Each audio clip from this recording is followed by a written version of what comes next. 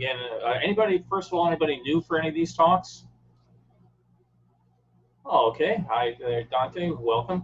For everybody else, you're pretty familiar with the program by now. I'm going to put everybody on mute during the chat. If you have an issue, you can either let Don Lancaster, the co-host, or my wife, Carol Cotter, know, and one of them will try to get to me. I won't see anything that's in the chat during it, but I'm going to put everybody on mute during it. If there's anything urgent, again, reach out to Don or Carol and let them know. Sorry we have to mute everybody, but we found out a couple weeks ago, as people may recall, Zoom bombers can be a bit of an issue. So I'm going to, let's see, mute all. Where do we have that here? Mute all. Okay. And then Don, I think you can unmute yourself if you need it. And what I'm going to do is, again, look at Disneyland back through the days of vintage souvenir slides. We had looked at the amateur slides a couple weeks ago. But the souvenir slides are kind of interesting. It's really kind of what got me into the whole thing of photo restoration. A long time ago, a number of years ago, my brother had lost the pictures he took on a trip that we had both done together to film on Scout Ranch. So I said, oh, I'll make copies, and then I started realizing how they got scratched or dirty or whatever. But I said, okay, I'll start scanning slides, and then I took out my souvenir slides to try to redo those. I think I hear. Is it possible? You hear the fan? I hear some interference. I don't know. Okay. Sorry. There's a little hum, but it's not bad. Okay, sorry.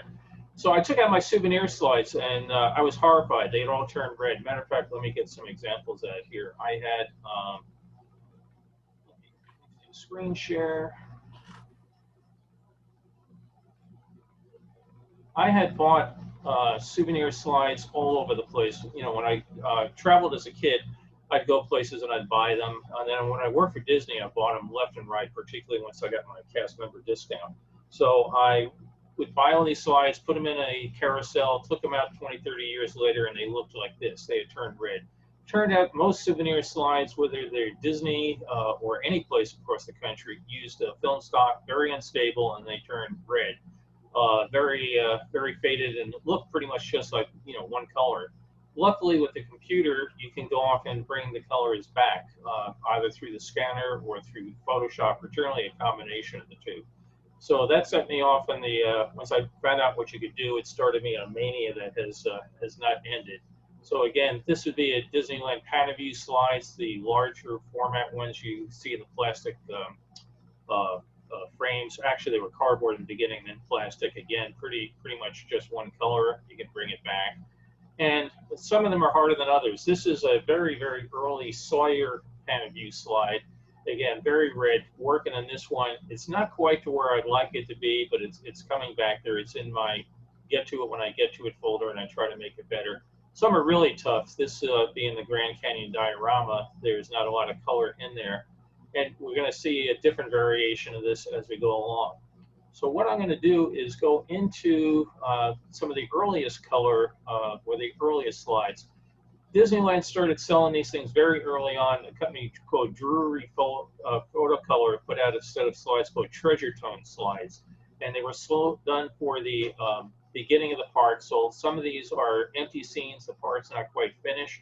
Others are very new. And you, matter of fact, see the construction is still underway as people are in the park.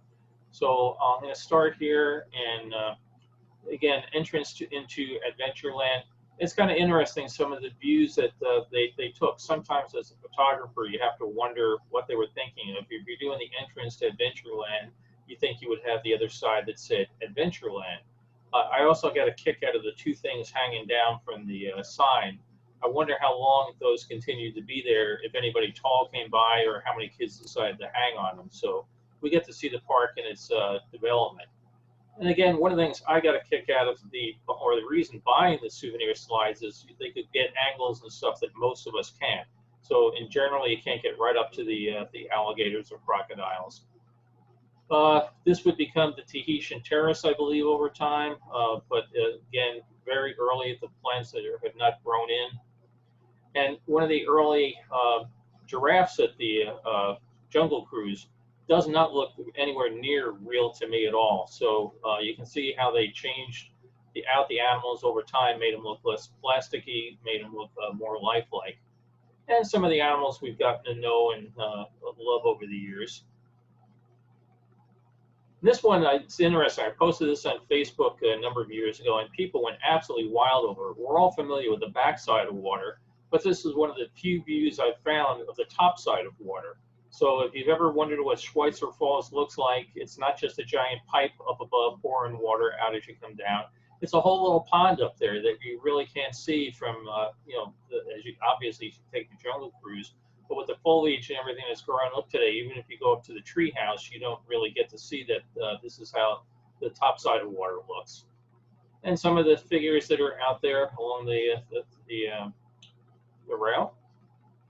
And so that takes us through their look at Adventureland. We're going to go down Main Street now. So again, I'm going to put you in here.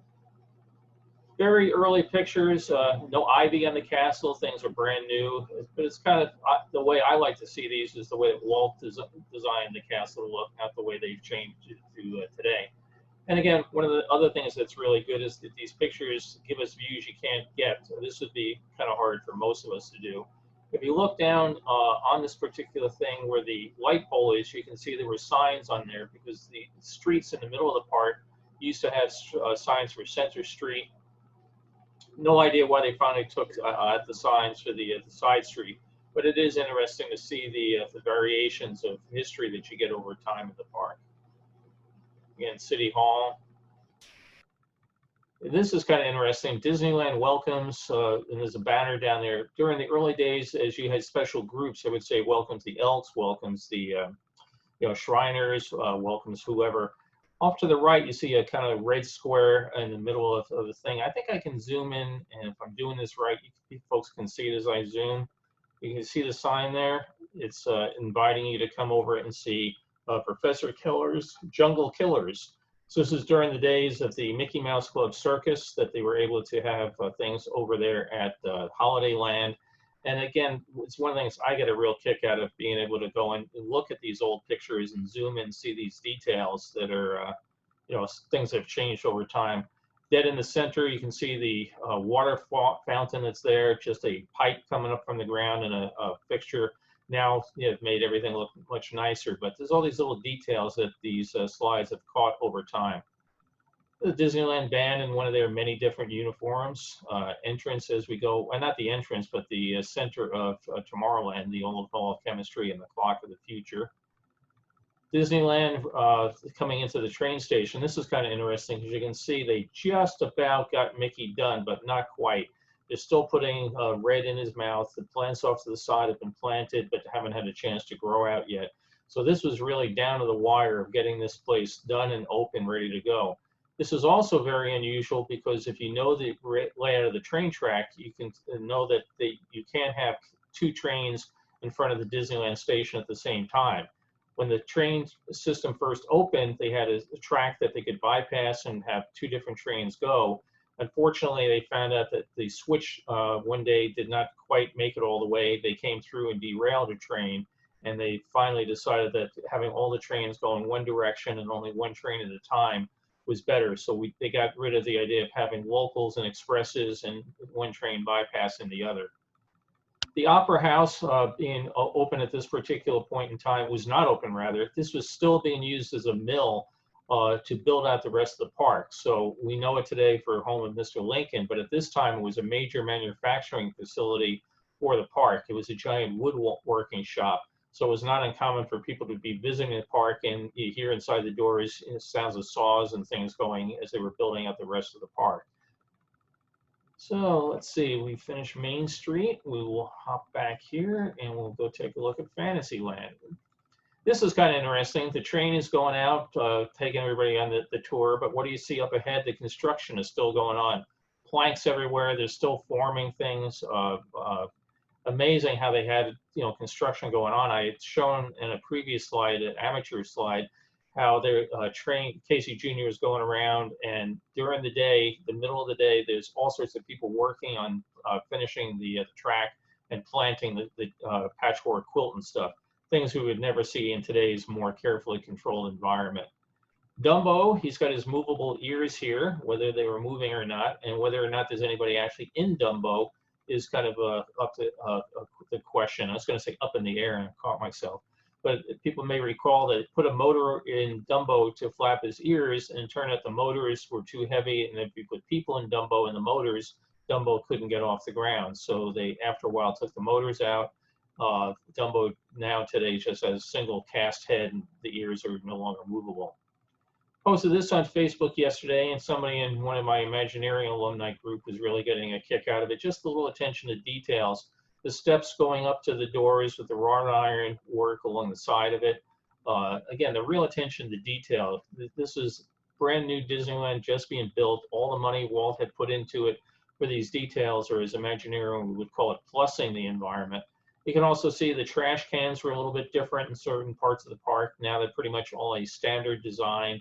But as we go through some of the early ones, you can see that the designs were a bit different in different parts of it, like this one here. Again, very early view. Plants are barely showing any growth whatsoever. They were probably just put in before this was taken. Big hill of dirt over to the left. Lots of work still to come. And again, you can tell the castle is very new. It doesn't have a lot of the gold work on it that was added 2-3 years after the park opened. It doesn't have any of the ivy growing on it. Captain Hook is there. He unfortunately is not with us today, but one of my favorite parts of the park to go. Another view of Fantasyland at the time, looking towards the castle. Sorry, the carousel. But you can tell this one is open because there's people off to the left. So again, some of these were taken during cast member previews, and others were taken the very first 1 or 2 weeks the park was open, so they had a chance to get things out on sale. The Mickey Mouse Theater, a real favorite spot of mine on a hot day to go in and watch the cartoons. Off just to the left of this is you can see a thing of grapes, the Welch Grape Juice Bar. Another spot that was really great to go and get a cold glass of something to drink. Park obviously open here, Peter Pan ride going, the old Tomorrowland that was taken out in the early 80s. And we'll go to the next Drury section and we take a look at the early days of Tomorrowland. These are the original Astro Jets, total off-the-shelf manufactured ride that you can find in any one of 1,000 different theme parks, amusement parks or whatever at that point in time. Nothing to set it off for the Disney styling or whatever, but it filled the need, it got it in there, and gave you something to do. Over time, the Astro Jets have obviously been updated and changed. One of the big-time favorites for many Disney aficionados, the Twa Moon Liner. A lot of kids, didn't realize. Everybody thought they were getting into this rocket, and taking off. Well, off to the right, you can see the domes. They had 2 different theaters, so that they could do 2 different sets of the things flying to the moon at the same time. But this is kind of interesting. The whole design of this thing is really spectacular. Somebody yesterday was mentioning, oh wow, you can see where SpaceX got the idea for their landable rockets. But this again is an example of why the souvenir slides are great. If we go back to the last one, you can see there's a small roof up there with the sign off to the side. Well, here's where the photographer standing up there to get a picture of the blast pit that this is standing over. So again, great for the views that you could or couldn't get on your own. It just adds an extra plus to it. I never got to see this in person, so I could only see it through the souvenir slides, but Captain Nemo's Lounge in Oregon from 20,000 Leagues Under the Sea, they had actually taken the stage-used props that were used for making the movie, brought them down to Disneyland, had them on display in the Opera House. Oh, actually, I'm sorry, had them on display in Tomorrowland in one of the attractions. The Opera House was later used for Babes in Toyland. But this organ is still at Disneyland. The pipes are gone, but it's now the organ that's used for the Haunted Mansion. But again, you could walk right in, take a tour of the props, look out, see the octopus. It must have been amazing for somebody that's a fan of the movie or a guy that used to be on submarines like me to actually go and see these. The World Clock at the entrance to Tomorrowland. And the Autopia, sponsored by Richfield. You can see hardly any vegetation, no center rail for the cars at the time. and giant bumpers on these things because people just love to crash into them. So certain things have changed, certain things remain the same, that people still like to crash their Autopia cars. The side of one of the views, this is a thing that I kind of got a kick out of. It's a souvenir slide, the American Motors building, where they showed Circarama, first 360 film.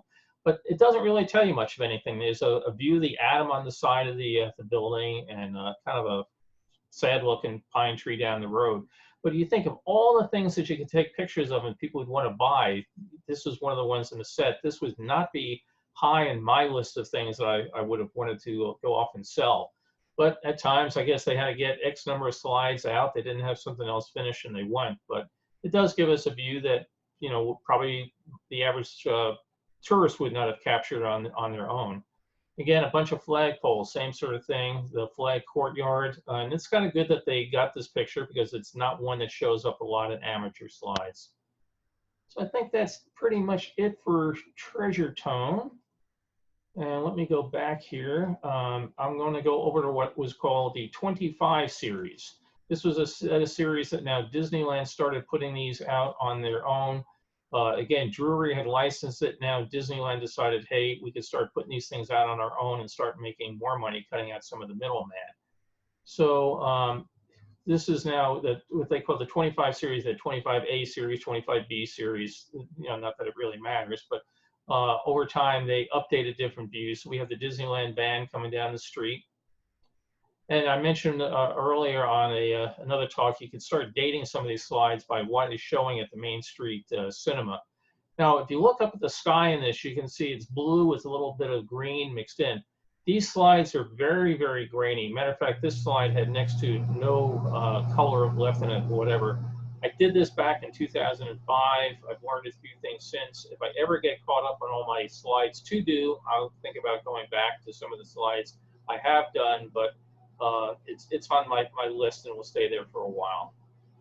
Now we can see Mickey is looking a lot better than he did in the last slide. They filled in his mouth, and the flowers off of the side have all grown. So over time, things have changed. There's actually people have done blogs about how Mickey's face has changed over the years and what they think the favorite faces are. And they've changed so dramatically. It's amazing how different they look. The bicycle built for four we've seen before. They're going up and down the street singing songs. Wurlitzer, Oregon shop in the back. Here's the Main Street Flower Market, Carnation Ice Cream Parlor just behind it. Again, a nice view of the town square here, looking out across it. The Matterhorn kind of dates, you know, again, how these pictures were done. You can start seeing what's come and gone. The monorail going past the entrance, it's a very different entrance than we all see today. There's another slide over here, a sign rather, over to the left telling you all the things that are coming in June, so you can start, again, dating the attractions coming. The train track now is no longer a two-way train track. The other piece of that spur is still sitting out there, but the handcart that's still there today has been moved out there, and they've eliminated the risk of derailments. So we'll go back. What I've got to do is go back to each of the folders where these things were set up, and just take me a moment to click through them. So we're going to be taking a tour around Frontierland right now. Again, over time, the trees start growing, and you can see how the park has matured over the years. This we talked about the keel boats. Unfortunately, you can see why the keel boats are never there. Everybody wanted to ride on top, and they turn out to be top heavy. So back in the days here, it was great. Everybody would sit still. But as we got into the 80s, people thought, hey, it would be really fun to start rocking these, just like it'd be fun to rock the Skyway and to keep derailing it. So unfortunately, you can't have Skyways and keel boats and things because people do things that cause harm to others. Back at this point in time, you had the Indian Village back where Bear Country is today, or Splash Mountain now. Somebody asked me the other day if I have the names of the performers. I don't, but sometimes on Facebook, various people show up and, hey, that's my uncle, there's my brother, or that, hey, I was that little boy, that sort of thing. So some of the performers still show up on the Vintage Disneyland page. And going out to the island, pretty much you look just like it today. You know, things haven't changed in some areas too much. The fort, back when you could go out there and wander around. Again, one of the performers, you can see the title up in the top left, Indian Chief. Again, no name for these folks. They worked anonymously. The sailing ship going by the Cascade Falls, sadly all gone now. Canoes, great fun. This is back in the days when they were in the Indian War canoes. Over time, they got politically corrected to become the Davy Crockett Explorer canoes, but at this particular point, they were still the Indian War canoes. And we'll jump up here to Fantasyland. Pirate Cove, and again, mentioned the other day about the great things Disney did. They added the Skull Rock here as a picnic area, and they could have just put tables, just put chairs out there, and it would have been cheap. But Disney went to the time and effort to put this out there. A great design, particularly at night when you could see the eyes of the thing lit up and glowing. It's just a super addition to the park, and again, a great area to go out and get a tuna fish sandwich. People are always posting the official Disneyland recipe for tuna fish sandwiches. The hub before, the way it looks today, no partner statue, no fence around it, just a different look looking out towards it. The canal boats going around, again, some of these, the colors are a little iffy. Probably weren't so many people with bright red hair or whatever, but sometimes you have to compromise, and as far as you can get, bring them back in. Casey Jr. going around, they finished the patchwork quilt. When it first opened, this was just dirt. The canals are just dirt, and they've added and changed things over time. The teacups, again, just the old Fantasyland and the way it's changed over time. Looking on down it, you can see, again, things you can't do today. The Skyway is gone. As a matter of fact, just about everything in this picture is gone, I think, other than Monsanto and the Casey Jr. Dumbo's flying. I don't know if he's got his flappable ears or not. It's interesting how they do a lot of these pictures without visible people. That way they didn't have to get model releases or pay royalties to anybody. And again, the sort of picture is hard to get if you're there on your own. Pictures of the village along the canal. We'll hop over here. We'll leave Fantasyland. We're going to jump to Adventureland. The old Jungle Cruise dock, the two-story dock that used to be there, and taking a trip through it. Again, it's interesting to see some of the things that have changed here. But some of the things are pretty much the same. You know, the hippos still come out and attack. But I think we have some pictures of the lions and the zebra. The front side of water, and again, you can't see any hint that there's a whole big pond up on top of that. And just looking at our favorite families out there, some of the natives out.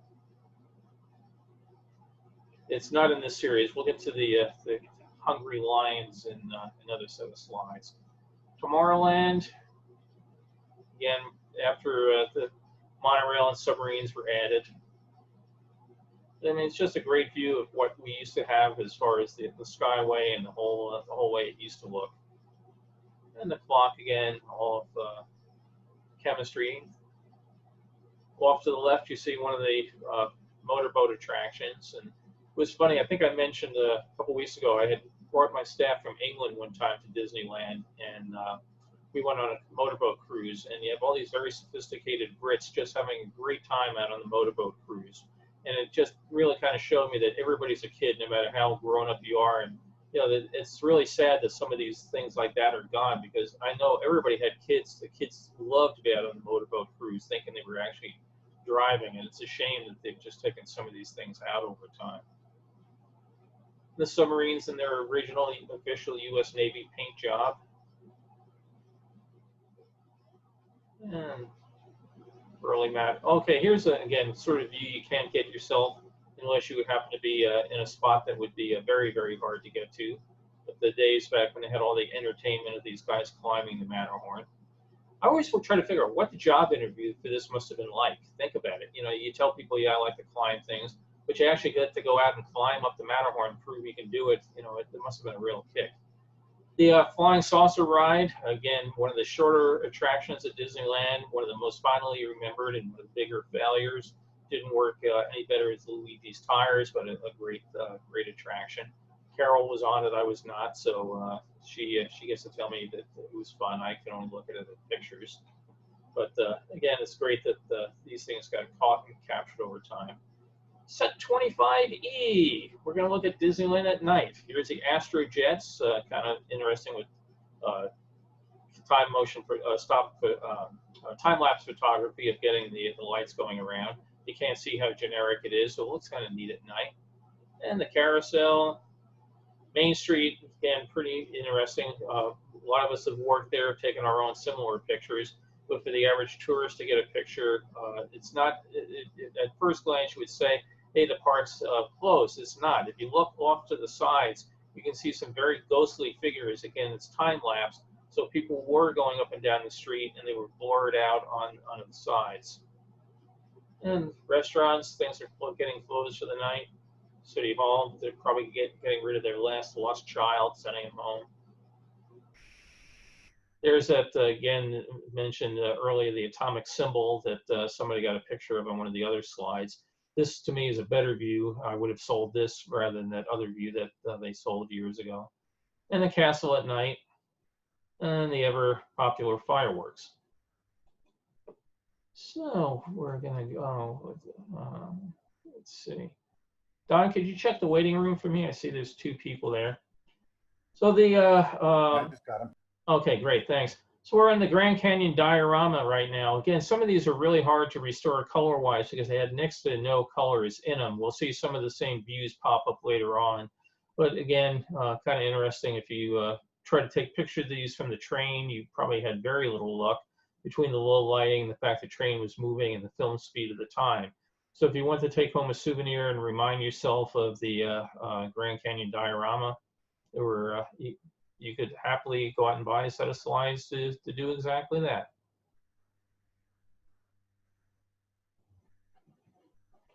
And we'll see what's after the Grand Canyon. We're moving along here. Oh, okay, this slide was called New Editions, this series. So things that if you had already bought your set of slides, of course you'd have to come back and buy something new. So now they added the Matterhorn. So you'd want to come out and get that. Didn't, of course, have any Matterhorn in this one, but the Swiss Chalet, you see the title of it. The Columbia was added, so both ships are out sailing around. I don't know what's particularly new in this one, other than the Matterhorn. Oh, I posted this one and all sorts of people about Monsanto. Why did they tear down the House of Tomorrow? Somebody else said because Monsanto stopped sponsoring it. But wouldn't it have been really neat if they had kept this thing in place, updated the appliances, made it you know, stay up at the time, but plastic housing. Again, monorail new, everybody go get your souvenir slide of that. Just so much going on in one shot here. I mean, again, it's really a great capture of the time. Very early you know, shot of the submarines, the old style monorail, 3-car monorail, the different styling that we have. Alice. Okay, let's see what else our friends from the 25 series have us. Oh, great area that's sadly gone now. Nature's Wonderland. This was a real kick, taking the mine train around. Some of the early slides, and I'll get to others, you can see that the train has changed colors. Here it's bright yellow. Others will see it's a very dark color. But we're going around with the mud pots, the geysers, all the rest of it out there. Again, I took pictures when I walked around there when the park was closed of the figures, but the average person didn't have that opportunity. So the only way you'd ever probably realize there were these frogs out there was, you know, getting these pictures, taking them home. The snakes along the way, coyotes along the way, beavers building their dam. Again, things that the average person couldn't get. Bear country was kind of neat. The bears were out there swimming around, scratching their backs on the trees, having a great time. This poor dinosaur didn't do too well, but the sort of things you could see along the way if you were enjoying nature's Wonderland. Another set of slides, kind of interesting. The characters. This was finally known to cast members as the Big Head series. So when the park first opened, they had borrowed the characters from Ice Capades. They were truly, truly terrible character designs, about as far off model as you could possibly get. So Disneyland finally introduced its own characters, and they are obviously very different from what we have today. But kids loved them back at the time just as much. So we have Mickey and Minnie, Alice and the Mad Hatter. This, I understand, was one of the hardest costumes for people to do, the Mad Hatter. Incredibly heavy. The weight of the head and that hat on top of it was supposed to be absolutely one of the worst. I never did this particular character. I think it would be a really tough one to do, but people have said that they do not miss this particular style at all. And again, you can see how much this guy is carrying on his shoulders with the weight of that whole thing. If of the two of them, I think I'd rather much prefer to do the White Rabbit than the Mad Hatter. And we have our pig friends and the wolf. And again, just early ones. The dwarfs have all changed, again, considerably over time. The chipmunks, total change. I did chip many years. In this particular case, it looked like they had missed the fact that Dale is supposed to have a red nose, and both chipmunks they sent out had black noses. And Goofy's changed a bit over time. Let me get to the next one. Okay, so that was what we called the 25 series. Then they went to the series of slides Eastman color. And this is what they call the general set. Matter of fact, I was sitting here yesterday. I just got a whole bunch more slides of these Eastman ones in the mail and working on them. But let's take a look at some that got done. These are I can show them later, but they come with a gray cardboard slide, Disneyland, copy or not right, Walt Disney Productions on the front, and on the back it tells you that in bright red that they've done in Eastman color. Eastman color did not stay. Eastman color was not Kodachrome. They all turned very bright red. But again, we're going through the park again, capturing things that are all gone today. The Jungle Cruise with its two-layer dock. Big sign off to the right telling you all the wonderful things you're going to see if you get on one of the boats. Back over to a town square. Again, a lot of the times these things are posed. They had cast members come in early in the morning sometimes to get these things done. Columbia out sailing around. We'll go back now. Sometimes these particular slides, the Eastman set had 4 slides in a set. And sometimes for things like Adventureland, you'd have one set, sometimes 2 sets. And then other times they would realize, we've now got to take one slide out of circulation for whatever reason. We'll slug another one in there. So I'm still working on trying to come up with a definitive list of all the ones they did or not. The entrance to Adventureland, again, we've seen a bunch of these. Here's again things I mentioned, how things have changed. Back here at this particular time, the lions are not in their Pride Rock sort of setting, the big rock picture we have now. They're just out there. And today they try to say, the playful lions are there with a sleeping giraffe. Well, back at that point in time, the lions are just absolutely chewing the poor zebra out here to pieces. So not only did you see it when you went on the Jungle Cruise, but you got to come out here and get a close-up pictures of the lions with their teeth right into the hide of the zebra. Things that Disneyland would definitely not sell you today. Again, the sort of the backside, maybe the side view of water. And we'll hop around, we'll leave Adventureland, we'll go, we're going to take a different hop over now to the Disneyland Hotel. So again, just about everything in this section of pictures has totally changed. Absolutely gone and done different now. But here's a tram that would take you back over to the Disneyland Park. You can see Disneyland Hotel tram. This was what they called, I think at the time, travel port, and it was where the monorail would come in. Buses would drop you off because they would have buses that would bring you up from LAX or Orange County Airport. The Disneyland Hotel would drop you off there. Again, horrible colors on this. The best I could do back, and when did I do this? 2009. I'll have to work on it again. But view of the pool area.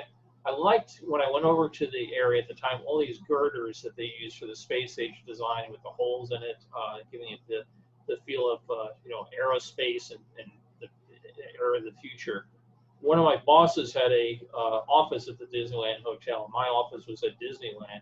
but I would often take the monorail over, go to a meeting with him, and then you could just wander through the grounds. It was great seeing it all at the time. Again, just one of the buildings there. Matter of fact, his office was right near here. So Disneyland Hotel that we're not going to see again today. Fantasyland has changed a little bit. Castle looks much different. Right now looks totally different with the paint job they've done to it. But this was one of the pictures taken before they had done a massive amount of gilding, gold gilding on it. Again, now if you look at Alice today, they had to put a guardrail all along the top right here. We can see the caterpillar bringing people down. The issue was if the ride ever went 101, the codes were shut down, and you had to evacuate it. You couldn't walk the guests down and have them fall off the edge there. So now you have to have a walkway to make it safer for them to get there. And a nice view of the castle at night. And again, just taking us through the canal boat and Casey Jr. And we're going to hop to Frontierland. Entrance through the fort. So the Davy Crockett arcade in the back. And again, things have changed so much. No Big Thunder Mountain. The trees are much smaller. The canoe ride, it's still an Indian canoe at the time. I don't know how many people have done these canoe rides, taken them out themselves, but if you do it as a cast member, it's really interesting. I had long hair that was way over the Disneyland standards, and when we went down to Florida, if it got really busy, we'd send you out on what they call course utilization days, and I would always think, hey, I don't have to work in the park, my hair is too long. And they said, oh, no, we can put you on the Davy Crockett canoe and put the Davy Crockett hat over your hair, and that will let you go out into the park. And everybody starts paddling. They go great, and they get about a quarter of the way through the ride, and everybody realizes this is a lot of work. And then the two cast members get to bring all these other people back. So it is not a fun attraction to work on. Attraction well long gone. The Burro ride, great fun taking you out through nature's wonderland. I've mentioned before, these old trails were still there when I worked there. A great way to just walk around the park on a quiet day.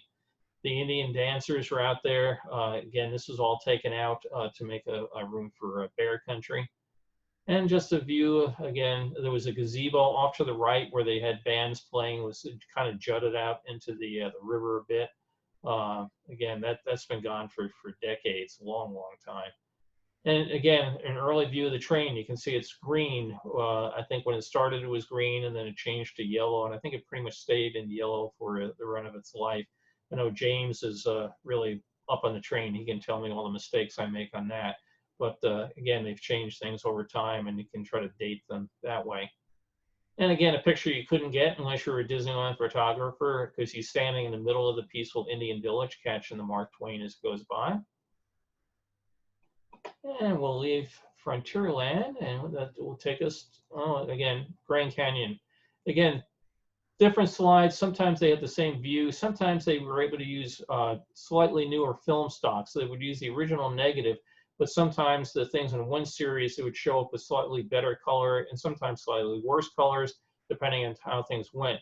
What is interesting is I was comparing the slides that I was looking at last night, the ones I was working on, to the ones I already had. And it's interesting to see how at times, when they put them in the duplicator machine, they would slightly get things different. So you might get a slightly different zoom, or if things are moving around. And some pictures, you can see it's the same picture because you might catch the top of somebody's hat. But in the next slide, the exact same slide, exact same name, exact same manufacturer, that run, you could actually see the people and not just the tops of their hats. So quality control is kind of always an interesting situation with the souvenir slides. And I guess if you're duplicating things by the tens of thousands, it's going to happen. And this could kind of give you an example here. Several versions of the same slide, again, different ones taken over time. You look down here, you can see the hats of the people right in front of the Mickey over there. The hats are a little bit further gone here. Oh, but there's the people wearing the hats. And these are all just three variations on the same slide. So here you can hardly tell that the attraction posters are there. As you come by, it's a whole different view. Again, very different view of City Hall here. We can see the young ladies sitting here in their dresses. We'll see them later on that they were cast members sent out to pose in some of these. Like here, for example, not just a bunch of happy tourists, but a bunch of happy cast members all having a great day as they took their tour down Main Street. I also like it because it captures things that are gone today, the little souvenir stand sitting off to the side there. And again, just a bunch of happy tourists that just happen to be sitting out here and just relaxing out under the tree. This was an event they had at Disneyland. It was one that Ward Kimball was involved with, a Horseless Carriage parade. They invited a whole bunch of people to come in and bring their own horseless carriages in and give demonstrations of you know, riding up and down an antique car show here in the middle of the park. If you look up here, sometimes you end up with trouble in these slides that are just more trouble than worse. Like the big E in department has a big green spot on it, because sometimes these things just picked up horrible deterioration, mold, or that sort of thing. Again, they go on my list of things I'll fix at a later point in time, but for right now, it's close enough, and we'll stay with it. So Tomorrowland, again, we're going to go into Tomorrowland, and the flagpoles on either side. I mean, again, I didn't see this view; it was gone when I got there, but just a great ancient view of the place. We still have the Atlantic Richfield sponsorship of the Autopia. We still have the tracks, but no track version of the Autopia and the cars bumpers. This cast member must have been really, really hot, or only went out on really cool days, because I cannot imagine with that giant plastic bubble over his head how uncomfortable that had to be. But very early view is the Moon Liner. And again, great particular view of Tomorrowland at that time. I think that's it for the 25 series. Yep, okay, good. Now we are going to go over and we're going to hop into Panaview's. The Panaview's slides are, again, the ones that the biggest set of the slides have been sold over the years. Sawyer first started selling them in cardboard mounts, and then other GAF and other companies got them. And they have some really great views. Over time, again, you'll find, go through this, that they would pull a picture out, they would change it. Sometimes they would put the same picture out for whatever reason with two completely different names on it. So we might see some of these pictures, we will see some of them more than once. But the Panaview slides, they sold them up until the 80s. I've got, not just from Disneyland, probably about 5,000 Panaview slides from around the country at various souvenir places, and they were a great way to capture your trip and bring it home. So we're going to take a trip through Adventureland. Again, different things that kind of jump around in different periods of time. And again, we'll see, for example, firing on the hippos, we're going to see several variations on a theme that, for some reasons, I don't know why, but they would decide to take the exact same pose and restage it, shoot it again. So here's, it's like I said, I don't know what's the difference between the two particular ones, but you have this view of the hippos and this view of the hippos, and for some reason they decide to go off and do things differently. We're inside, obviously, the Tiki Birds and a little squirt. Tiki Birds again. So again, what they'll do is they'll go in from the different series. This is VP30 series. We go back here, the VP30A series. So why they change these things, move them around, is kind of beyond me. The African Belt, our famous Trout Safari, Trader Sam.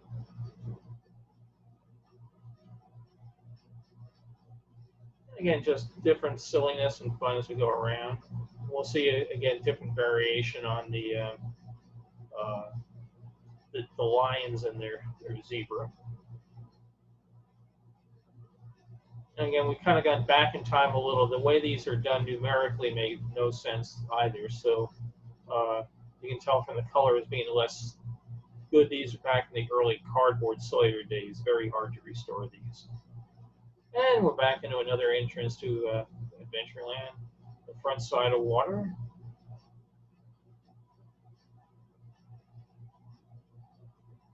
And again, here's where, again, they did two totally different views. This is VP312 Headhunters, and they put it out as VP312 Natives Headhunters. So I guess if you weren't sure that they were natives or not, they put out the same slide with two totally different names on it. And kind of a neat one.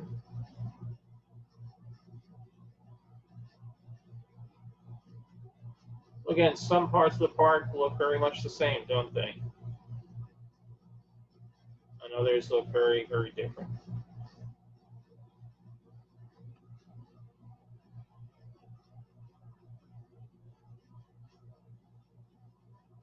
And here's an interesting case. This is, again, a souvenir slide bought.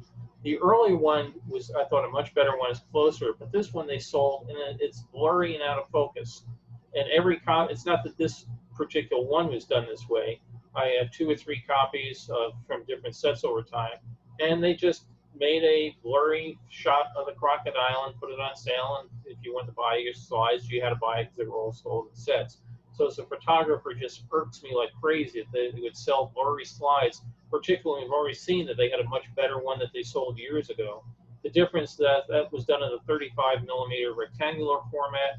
These are shot in the pan view square format, so they had to go and retake it. I can't believe that they put this out and sold it in this poor condition as they did. Run, the lions are coming. Now, of course, now they've changed. The lions are not just out in the middle. They're in their den there. And they're still chewing away on the poor guy, but, you know, this one didn't get away. We're hopping up now, still in Adventureland, but we're up into the tree house. Oh, and then what was really nice, they did these title slides that they sold in certain sets. So if you were going to do your own slideshow at home, you could introduce going into it and you know, set the mood. I'm going to skip America on Parade because we did a big thing on that a few weeks ago. Again, they sold these slides up into the 1980s, and that gives us some nice views of things like Big Thunder. The final sets of these slides that they came out with, they were finally using a film that lasts over time. So the 1980 slides have a much better look to them than the 50s, 60s, 70s slides do. But again, they stopped selling these somewhere about the mid-80s. Rich, you have your hand up? Oh, okay, waving to somebody else. Okay, I thought I had said something terribly wrong. Again, great view. All of us that worked on this will know very well what it looks like when you're up there with the goat and his dynamite. But again, these are the souvenir slides. One of the last sets of souvenir slides that were actually sold at the park. By this point in time, people were no longer interested. Digital was coming along, and as a result, the souvenir slides died off. And again, oh man, we missed I don't know about everybody else, I really missed the Country Bears tremendously. The Pooh ride just does not cut it for me. So this is really just a trip back in time for me. And again, it's interesting. If you go to the Disney World version of souvenir slides, that sometimes they were using Disneyland shots to sell them at Disney World before the Disney World ones were ready. And then they would come by and update them with the actual Disney World versions later on. But we have our honky-tonk piano player. And Bunny, Bubbles, and Beulah. I mean, everybody, you got to have the song running through your head right now. Every time I meet a guy, it gets me shook, right? I mean, it's so sad this one's gone. And Big Al. Swinging Teddy Bear. So again, you know, we can go to Florida when it's safe to fly again. We can go down there and see it, but for now, we have to live with it that way. And again, we can take another trip through the Grand Canyon Diorama and Primeval World. I've mentioned before, my office was right behind these guys, and every night when it was quiet, I'd hear them roaring at each other. For my World's Fair fans, they had safely made the trip, and it was like seeing old friends again. Here's kind of interesting. Again, the photographers are not thinking very well of what they're selling, because you can see up at the top right corner at the edge of the diorama, we're seeing the edge of the painting up there. So they did not really think about selling this from a you know, the point of view of keeping the magic intact. Every now and then they'll get some of these slides, and you kind of break the fourth wall and see the you know, how it's all done. And again, the sheep, again, this is slightly better stock than used back. They use the same picture from earlier years, but they'll sometimes use a newer stock, and the colors hold up a bit better. And again, you know, I've seen other pictures we showed of the mountain lion, different poses. Why they pick some of the ones they pick, who knows? And, oh, block your hand with your face. We don't have to pay your royalties. Ah, pretty amazing. These guys are smart. And just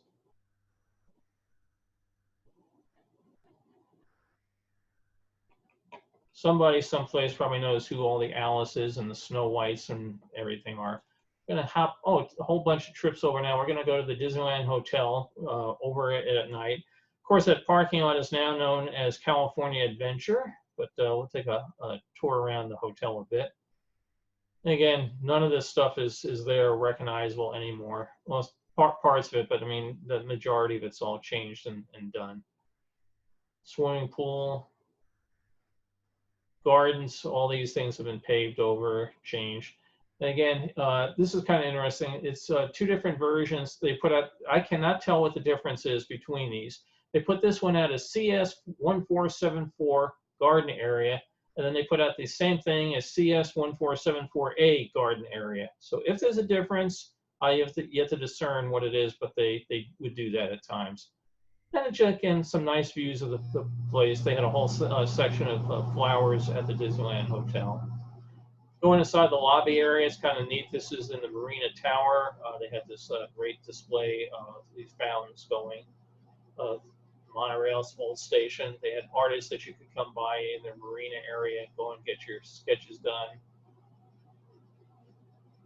Businessmen making a big deal in the middle of the hotel lobby.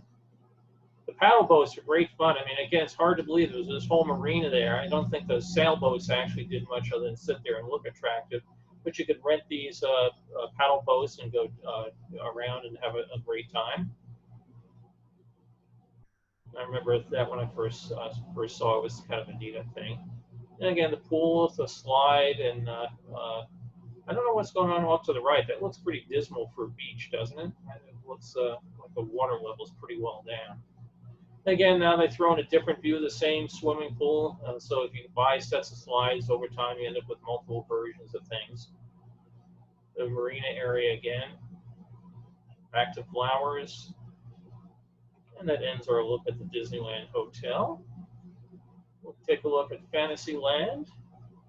And again, things that have changed over time. You know, it's sad, but it's great that we can still remember some of it.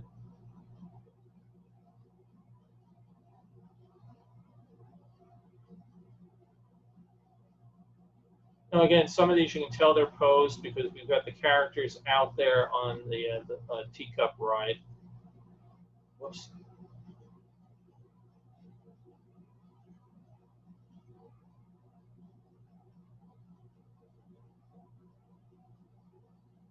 Again, some of the newer ones that were mixed in with the other characters. You know, the sets were updated over the years.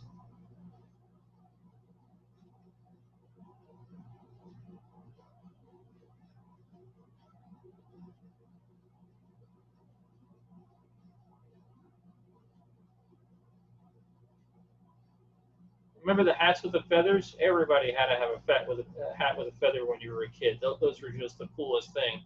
You know, you'd see them at Disneyland, Freedomland, the World's Fair. I mean, everybody had them, and poof, it's like somebody turned a switch. They were gone. Don't see them anymore.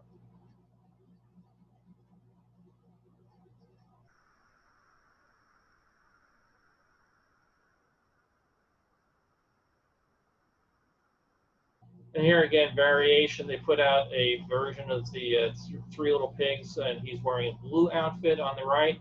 And they also put him out with a green outfit. So, movable ear Dumbo. And the title slide. We are coming near the end point, I believe.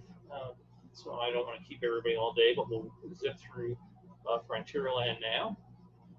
Again, back when you had a working Fort Wilderness that you could wander through, the security host got a different costume here than the rest of the park. Oh, barrel bridge, great fun. Does this show it? Oh yeah, back in this here, off to the back left, Pendleton Wool Shop. Everybody remember Pendleton? Their stuff was way overpriced for my budget most of the time, but they had some great merchandise, some great shirts and hats and different things in there. So it was really one of the vendors, licensees had been there for years. And Pendleton was a great shop, a place to shop if you had the cast member discount.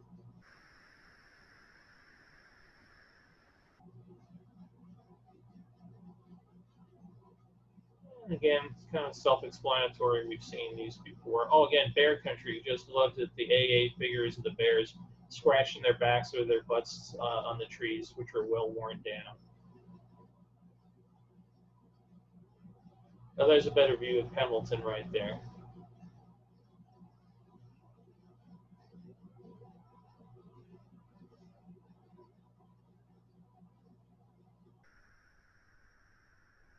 And the Golden Horseshoe back with Betty and Wally and Fulton.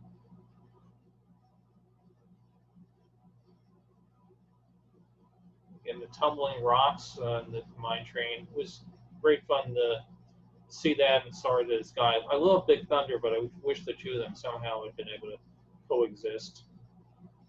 Rainbow Ridge, Indian Village again. A different view of the Golden Horseshoe. I'm not quite sure who the headline entertainer is right there. Maybe somebody can tell us. And again, post picture, obviously the Indians have come all the way out from the village out here for a picture at Frontierland.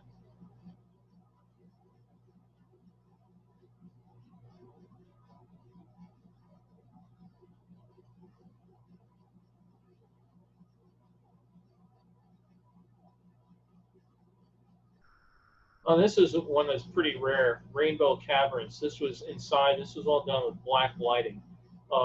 Most amateur photography just did not come out in here. Matter of fact, it's very hard to find any pictures of Rainbow Caverns at all. I do have this, I also have the Viewmaster, the 3D set, but you do not find many of these pictures inside. Definitely a hard spot to get it done. We'll run through the Haunted Mansion real quick. We've all seen it. Nothing here has changed too much.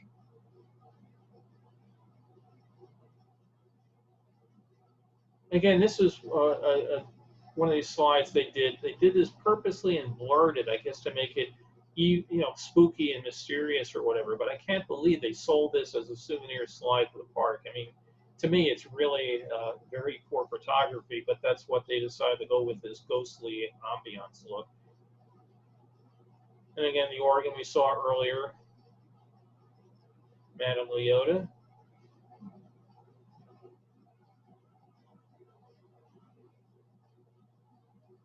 By the way, they did a really nice job on some of these where the figures are transparent. They did a nice job of being able to capture them without making the mechanism look too apparent in any of these shots. And that's a much better view, don't we all agree, at the Haunted Mansion than that ghostly one they had bobbed off on us. And as were if you're hitchhiking ghosts. Okay, another one for my Disney World's Fair fans. This is where Small World ended up. And as we know, they added a few scenes, expanded on them from the World's Fair, but most of these dolls are the ones originally built for the '64 World's Fair, still in operation today. They've since, of course, snuck in some Disney characters and some other things to update the attraction, but a lot of this stuff goes all the way back to 1964. Okay. All right. Early version, the Main Street Electrical Parade, we'll see that the floats have changed a bit, dragon, stuff like that. Some of the ones that are still there look similar, but like the Blue Fairy has a much wider base to her now. Again, this one's pretty similar. But again, here's a dragon that was in the early version of the Electrical Parade, later replaced with Pete, or when they did Elliot from Pete's Dragon. And they did a much bigger version of the American flag float at the end of the parade. Still my all-time favorite Disney parade. So And they bring it back periodically. It's always fun. Okay. I don't know if anybody's ever seen that particular movie. I have not. Maybe someday I'll look it up. For Torpedoed Love. Again, different versions of the Mickey floral here. He does not have a bright red in the middle of his mouth. It looks kind of green. The flowers off to the sides are totally different. So they've changed things over time.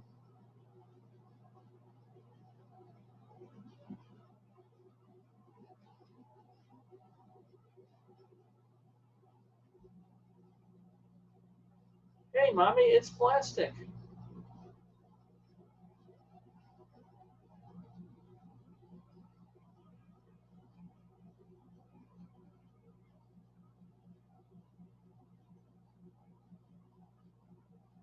Oh, now Mickey's got a red mouth again and different flowers.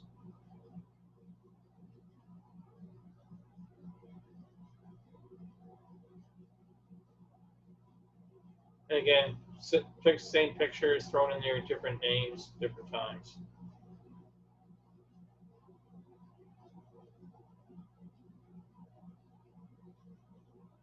And again, little details in the back. The Beacon storage line over time it became the global storage, facility and van.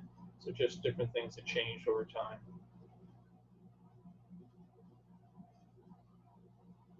All right. Done with Main Street.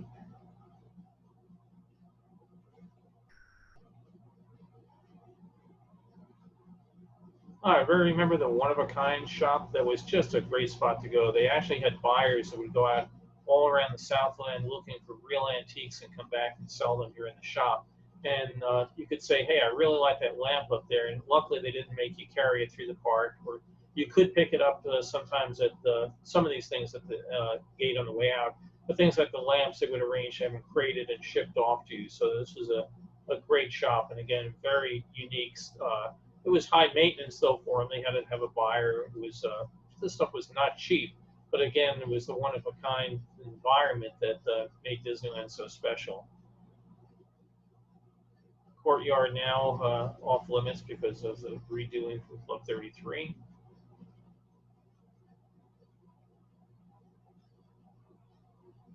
Back to the one-of-a-kind shop.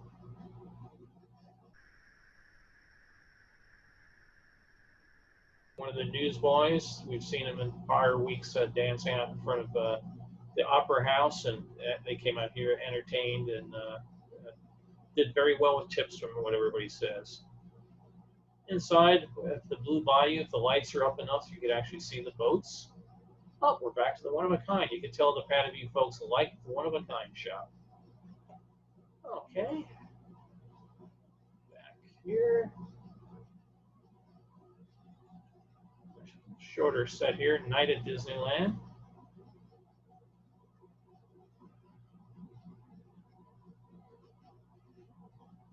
Again, a mixture over time. You can tell these things were done after certain parts of the park were updated, things like the Fantasyland redone. Just a great view.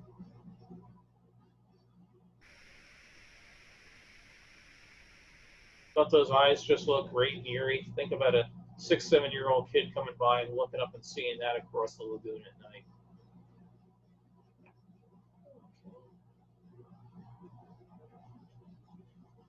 Another one that hasn't changed much over time, Pirates.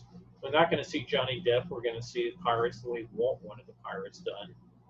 We're going to see, I guess it has changed over time as we think about it.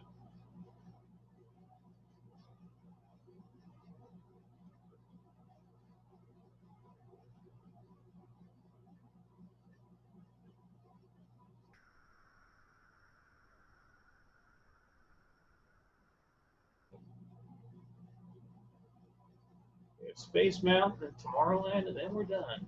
So Space Mountain, the giant chocolate chip cookies floating around. Again, obviously, the only way you're going to get pictures of this sort of stuff is if you send a professional photographer in. So again, take the rocket, pose everybody on it. It's not moving, but everybody yelling, ooh and on, pretend that it is, and you get pictures.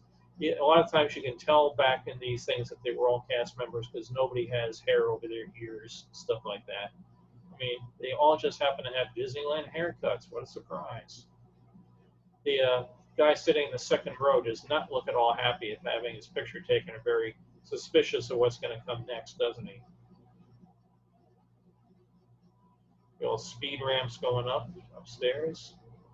Again, I can imagine what it would be like to wear these costumes out there for some period of time. No, thank you. And we'll take one last look as we go through Tomorrowland. Mary Blair's fantastic artwork, which unfortunately is no longer visible. One side of it destroyed, the other side covered over. What a job. I cannot not imagine what that must have been like. I've gone up to the top, opened the hatch, and looked down, but there is no way you would ever, for just about any sum of money I can imagine, get me out there on the outside of the Matterhorn. Just standing up at the top with the wind is enough. And again, we can watch it over time. We have the two rocket sleds, or the two sleds here together. And again, the original one, just one. This is the version of Tomorrowland that I got to know when I first got there, but we're going to see both versions. The mermaids out there in the lagoon, there for several years.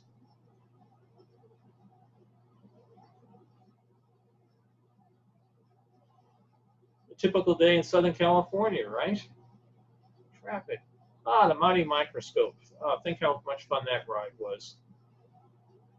Harold, when they added them to the inside of the Matterhorn, again, some of the slides were up to the end, sold in the 80s.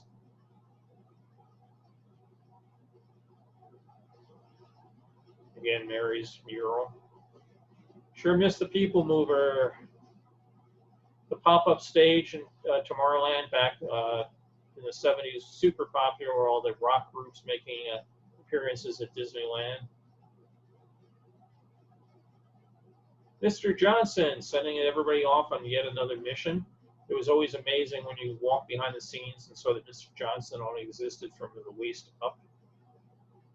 Now, isn't this a much better rocket ride than what they did back in the first version of the 50s? Again, make it look something that's different. You don't see this version of a rocket anywhere in other than a Disney park. And again, these skip around in time based on when they were released and the numbers on them. Oh, again, we can see the TWA rocket has become the Douglas Moon rocket. The GE Carousel of Progress, when it was brought here from the World's Fair. And they had very nice pictures. They would show us each of the views of Dad and his dog as they went through the years. And then the projection of the future in the background. Amazing model. And we're back. I love the hat. You can see the hat the lady in the black dress is wearing. Those kind of coolly looking hats that they sold for a number of years. It said Disneyland on them. It's very popular on eBay these days. And various versions of different things that have changed over time. The early round Skyway buckets.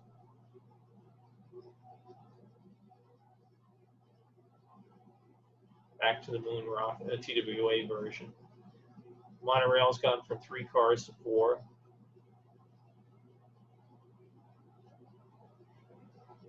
Different set of guys going up there. Ah, America Sings. Everybody remember that one? What fun that was. Again, I'm so sorry they took this out to let the building sit there and rot. And that will be the end of it. So let me stop sharing here. And I will unmute. I don't know if there's an unmute all button or not. There's a mute all. So if anybody would like to, let me go back to the chat. I always need to do this and see how many things I've made mistakes on here. And let's see. Okay, yeah, Disneyland All-Wig Monorail. As mentioned here, yeah, it was a German company, and they came up with the idea of doing it. It was going to be a big deal. They put it in Disneyland. We have it up. There's an All-Wig Monorail up at the Seattle World's Fair site, and they were going to be all over the place. They were going to be the wave to the future, and unfortunately, they're gone. Big head character. Sorry. Yeah, there's an outstanding book on the monorail that just came out. Well, Yeah, just got it. It's a great book, it is. super book. Okay. If anybody has anything they want to add in here, start waving and we'll start unmuting people. Just reading it. Big headed character introduced in 61. Thank you, James. Okay. The side view of the water just has that special ring to it. No, it doesn't. You know, I mean, it's really, you know, it's funny. You go and anybody that's been to Disneyland so much, you get wet and everything. You know, you go someplace and oh, it's the backside of water, and everybody knows what you're talking about. Yeah, I want that Disneyland Hotel umbrella. That's why I put that picture in there, even though the colors were not that great. That's just a great umbrella. I'd love to see one of those. You know, different hippos. Fill flash illuminated the hippo, and the second had no fill flash. Yeah, the second one, I think, of the hippos was actually the earlier one, and then they went off and I guess got better lighting on it. Let's see. Go see the Bear Country Disney World. Same here.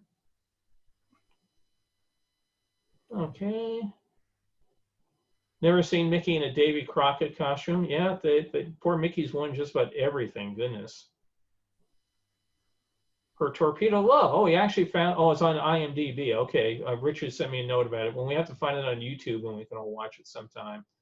Yeah, New York radio personality did some of the narration of the original GE Carousel of Progress.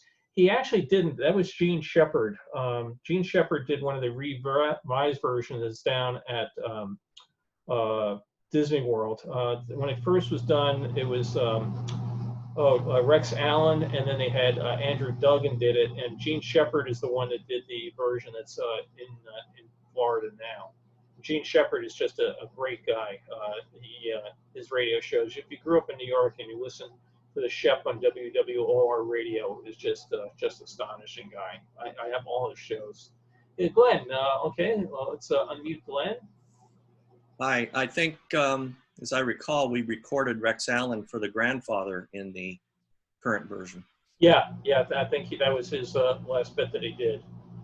He came in, and Roy Disney came over as they were friends, and Roy started smoking a cigarette. And I thought, oh, you know, it's against our rules. Maybe I should say something, and I didn't. And then later they were in the lounge that we have, and Rex says, how come they let you smoke and not me? And he says, my name ain't Disney for nothing. So I was really glad I didn't say, take it outside, Mr. Disney. Yeah, you know, it's really interesting. You think about the spot you'd be in and something like that. You know, how do you nicely say, well, you know, gee, Mr. Disney, maybe Mr. Allen wouldn't like it, or it's better just to do what you did, you know, turn it visible. You just live with it. I remember down at Disney World, they had a problem where one of the executives came in and they didn't recognize him at the front gate. And, you know, it was, for whatever reason, he came in and was trying to sign some people in or whatever, and they didn't recognize him. And about 2 days later, all of a sudden there were pictures of all the Disney executives at all the ticket booths and everything at the front gate. So because, you know, not everybody knew who all these people were. And, you know, if people would come by, don't you know who I am? No, you know. So, yeah, but I imagine being there with Roy, I would have done the same thing you did. Yeah. Mr. Clark, let's unmute Mr. Clark. You have to unmute yourself, Mike. I can ask you to unmute. Yep. Okay, go. that good? Okay, Yeah. so I got two questions, and I don't know if they can be answered. When you showed that slide of the Jungle Cruise, and we could see the top angle of the pool of water above it. Yeah. Okay. It seems to me that that's a kind of a waste of real estate, and plus the water's heavy on top of that rock formation. So I'm wondering why they didn't just, you know, get rid of the pool and just put the pipes up there with the water just cascading down. It's a good question. I don't know if it's original site view from the tree, you know, the Swiss Family Robinson tree or what, but it's the only view I've ever seen of it up there. Matter of fact, during all the time I worked at the park, I never thought to walk up there because what was going to be up there? Just a big pipe. And if I had known there was a pond up there, I would have taken a hike up there. Okay. Second question. on the original Dumbo ride that had the mechanics in it that were too heavy. Yeah. It makes you wonder why they were such geniuses at getting, what did they call that extra motion when you get a second, motion out of something mechanical, that they just didn't have counterweighted ears in there that would just, independently flop around just by being counterweighted. Well, they found the ears could get them to move. There was a twofold thing that the ears were heavier than they thought when they made these things, and they had done it. But they also had a problem getting the elephant and the people up because of the extra weight they had stuck in the head of the elephant. So they had to take out the mechanism for two reasons. One was the ears, and the other thing was that the elephants would get up a little bit, and that would be as far as they could get. Yeah. It just seemed to me that if they had motors that were too heavy, just a simple mechanical solution, but I wasn't there. It was also easier just to take it out, I guess. Yeah. Thank you, and great presentation. Oh, thanks. Be with you 1 second, Baron. You were talking, about getting the elephants up. Somebody mentioned, I think it was just this morning I saw on Facebook, I had, talked about doing this talk, and people were saying about the boats for Small World, that they reused them. But the comment they made was looking at the sample pictures they had put up, how thin everybody was, and that the boats wouldn't go 101, again, the code for traction down, because what they found over time was people were getting heavier, and now you have to be very careful putting people into the boats, because otherwise they would start getting to the point where they'd bottom out into the trough. And it was kind of, you had to be very delicate at people, like, seeing somebody very large come by and say, oh, okay, we're just going to send this one through. And they go, well, I want to go on it. Well, no, that seat's not quite right, because you realize with too many people on, these boats would bottom out. It became a particular problem on the Pirates, where they would come down the ramp, and the waterfall, and jam up at the bottom and stuff. So they've had to redo the boats, over time. So again, when you go back and look at all these souvenir slides, you don't see a lot of heavy people coming through the parks. Baron, if you'd unmute yourself, then we'll get to you next, Dave. There we go. Mike, I think the word that you were looking for was harmonic, which is a progression of events subsequent to the original movement. Two things I noticed, Bill, in the slide of the canoe with about 30,000 people that were in it, where they were paddling. There was a lot of people in that canoe, and today, obviously, I think everybody would be wearing a life jacket or something like that, because the first thing that I kind of thought of, well, that's a lot of people in that canoe, and what happens if it tips with a lot of people in that canoe in the water? But I guess things weren't thought about that back then. But if you would you explain this torpedo thing that you were talking about? I didn't quite understand it. Oh, no. Well, first of all, the canoes are next to impossible to tip. They're very well weighted on the bottom with a very heavy keel. So trying to get one of those things to tip, you'd really have to go out of your way to do it. But they don't put life jackets on people. But that's part of what makes them so hard to paddle around. And again, on a hot day, people get off to the other side of the island and decide, oh, this is too much work. And then you got to bring them back. It is not fun. And the torpedo thing I was just mentioning was a movie called Her Torpedoed Love on the marquee of the Main Street Cinema, saying that was a movie I've never seen, some Lillian Gish movie or something from 1917, I think he found it. The Torpedoed Love? That's the name of it, Her Torpedoed Love. So some old silent movie. L-O-V-E. L-O-V-E, yeah. Really? Okay. So it's probably somebody had their love affair torpedoed. So something like that. I'll have to look it up and see. Okay. All right, thanks. Sure. Dave? So I'm glad that people like the Country Bear Jamboree. Just a memory of that, having worked on the first one at the opening of Walt Disney World, because that was done first there.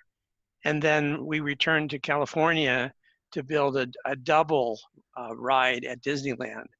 But in Florida, when the programming was being touched up, Albertino, who was the, there's Big Al, right? But Albertino was the guy that basically was whatever the title was, the show designer.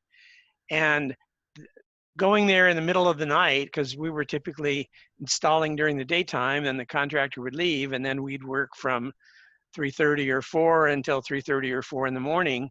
to actually test out all the stuff. And to experience Wathel Rogers and Bill Justice at the programming console with with Big Al, saying, you know, he wanted this and he wanted that. Couldn't you do it a little bit more like this? That was an amazing, just people seeing those pictures brought that back. I did send you a snapshot that I took of Wally Bogue and Wathel Rogers and the guy that was going to do the Diamond Horseshoe Jamboree in Florida, because that was the other thing, is that talent from Disneyland came there to the park in Florida to help them get it started. And they were over at the Tiki Room, kind of just checking out the Tiki Room in Florida. And I do need to restore that photo. It's just a print, but amazing time working with Roger Brogy Jr., who was the guy that, you know, the clever guy behind the curtain, if you will, that figured out how to do all the stuff. And some silly things like the stage that comes out that the band is on is operated with a hydraulic ram. And so the backdrop is on a steel roller that rolls down. And there's an interlock switch that keeps the band from coming out if the screen is down. But in the middle of the night, when somebody was working on it, they said, oh, we don't have time to hook up the wiring to that switch. Let's just bypass it. And sure enough, the screen was down and the RAM came out and it just bent it anyway. So those things happen. You know, you don't, I think a similar thing is seeing the pictures from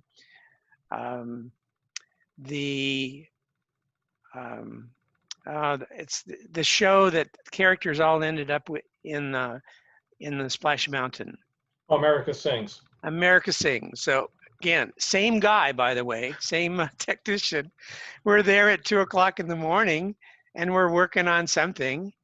And there's all of this scaffolding over the top of the lifts, because in that show, there's lifts that come up that have the characters.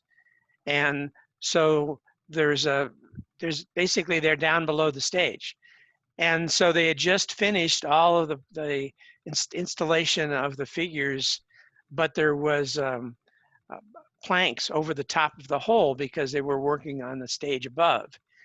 2 o'clock in the morning, Wayne Jackson, I remember as he left the site, said, whatever you do, don't turn on the hydraulics. And so the guy who was doing the test says, oh, turn on the hydraulics. I'm not turning them on. He says, oh, okay, I'll go do it. Turns on the hydraulics, pushes the wrong switch. The lift comes up. There's this terrible smithereens, fiberglass pieces everywhere, because once that lift started going, even though he was turning the switch to say, stop, stop, stop, it's going. And you got 500 pounds of hydraulics pushing it. So of course it got fixed. And the guy went on to work on lots of other things. A great guy, but all of us in our work experiences have worked with people that maybe are just a little bit too anxious to move forward. And when you're working, I mean, we're working 14, 16 hours a day. And the deadline is there, and you know you have to make it. So I think he was forgiven, but those experiences do stick in my mind. When I haven't thought about it for a long time, but when I see the picture, I'm like, oh my gosh, I remember that. Well, you know, I'm glad he worked with you and not me, because my first job out of college was taking submarines out for test dives. And I could just imagine someone like him, oh, we don't need to worry about hooking up the hatches. Let's just take it down. No.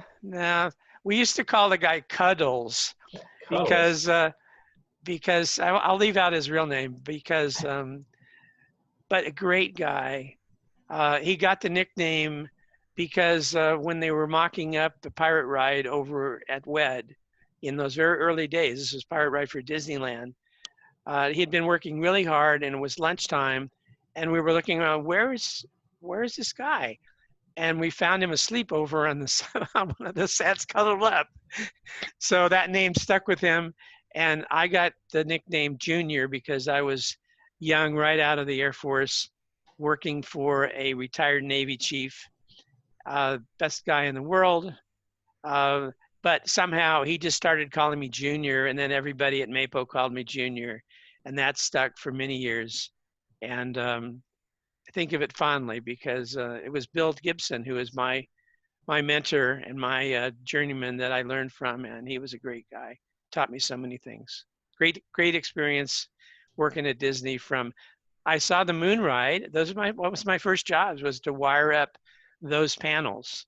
And so I started as a technician, and then I finished my degree work, and then moved into the engineering phase of the company. But great experience. That's great. Maybe we ought to go around someday and do everybody's nicknames. So right with you, Brock. I don't know how well this will show on my captain at the LAPD gave me a nickname which horrified my wife, but he was very fond of telling me, "Hey, here's one of my favorite shit magnet." And it was like, what? And Carol's like, what? And this guy, he says, yeah, wherever Bill goes, just shit happens. He attracts it. So one of my partners gave me a genuine shit magnet. So it's a very finely clip to something here. So that's one we don't use over the radio. So Brock, you had something? Let me ask it to unmute here.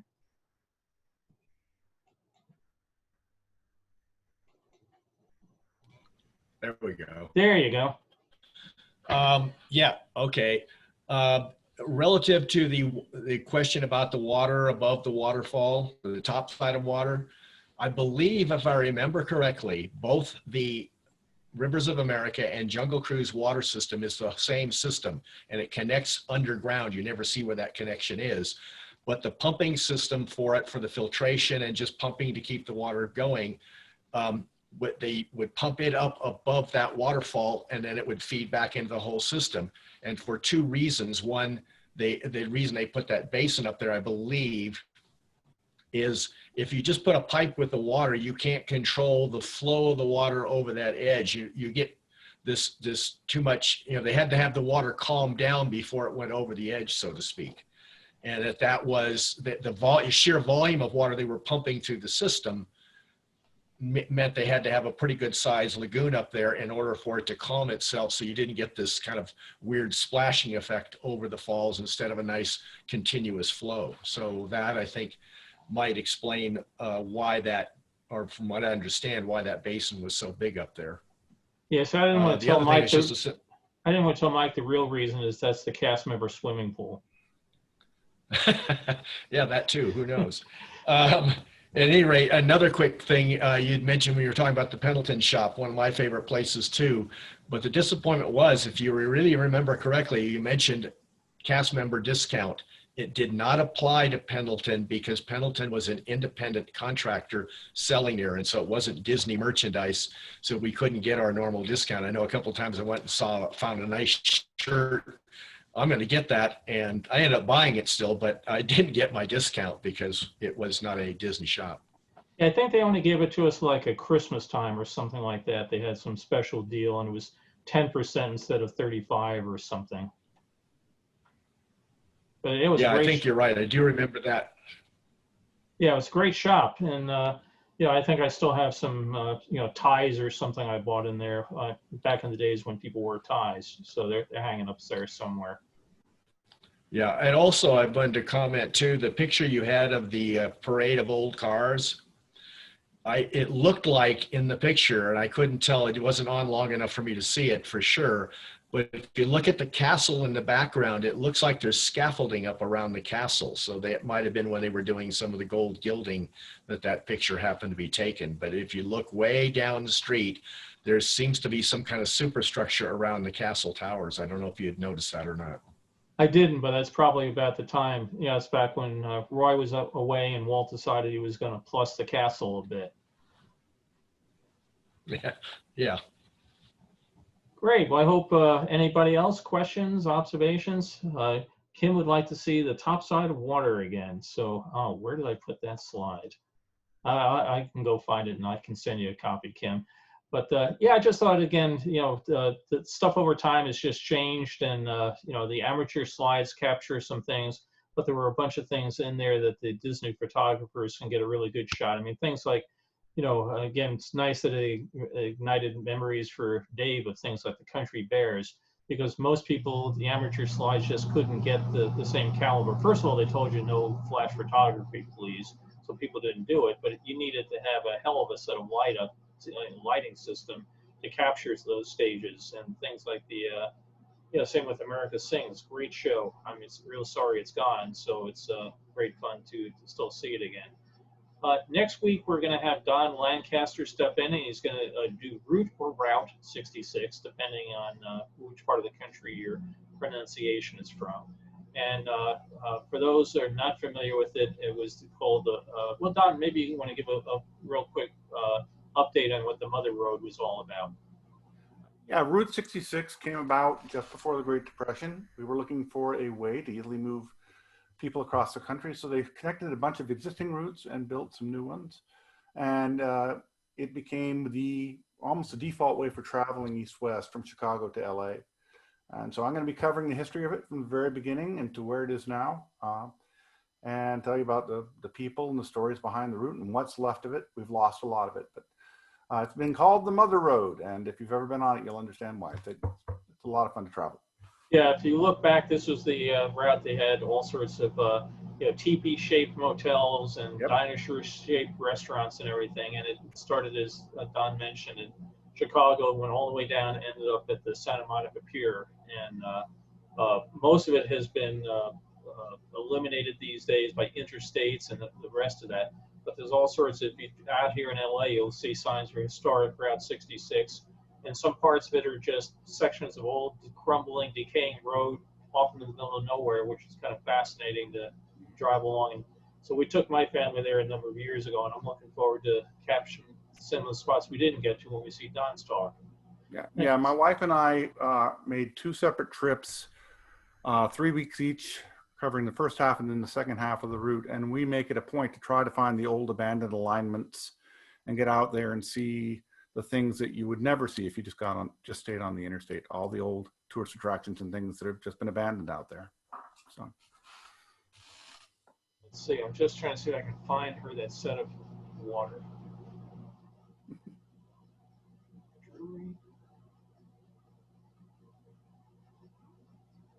There we go, 1 second.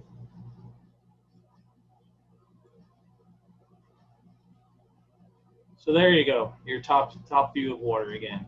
Well, again, thank you everybody for joining, and I hope everybody has a good week. And Don, I'll talk to you during the week. We'll work out something on Thursday to do a run through. And again, as there's other topics, somebody suggested a couple weeks back about movie locations in Los Angeles. I have reached out to the guy that is my known expert on that. I've also been setting up talks that some people will be giving about their books on the 39 and 64 World's Fairs. You know, I can talk about mine all until the cows come home, but some other people have done some works that are real interesting. I've invited them to come and be, you know, guest presenters as well. So if others have things that you would like to go through and do that, please do let me know. So thanks all. Hope everybody has a great week. thanks, Bill. Great job. Take care.